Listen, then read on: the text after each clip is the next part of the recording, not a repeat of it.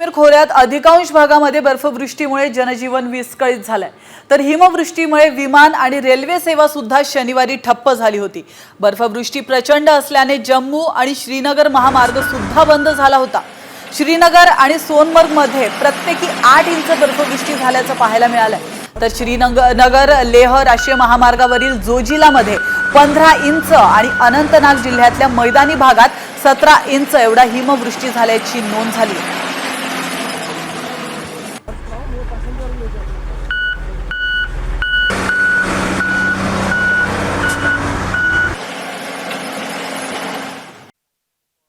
काश्मीर खोऱ्यात अधिकांश भागामध्ये बर्फवृष्टीमुळे जनजीवन विस्कळीत झालंय, तर हिमवृष्टीमुळे विमान आणि रेल्वे सेवा सुद्धा शनिवारी ठप्प झाली होती।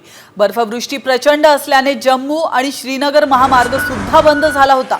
श्रीनगर आणि सोनमर्ग मध्ये प्रत्येकी 8 इंच बर्फवृष्टी झाल्याचं पाहायला मिळालंय, तर श्रीनगर लेह राष्ट्रीय महामार्गावरील जोजिला मध्ये 15 इंच आणि अनंतनाग जिल्ह्यातल्या मैदानी भागात 17 इंच एवढा हिमवृष्टी झाल्याची नोंद झाली आहे।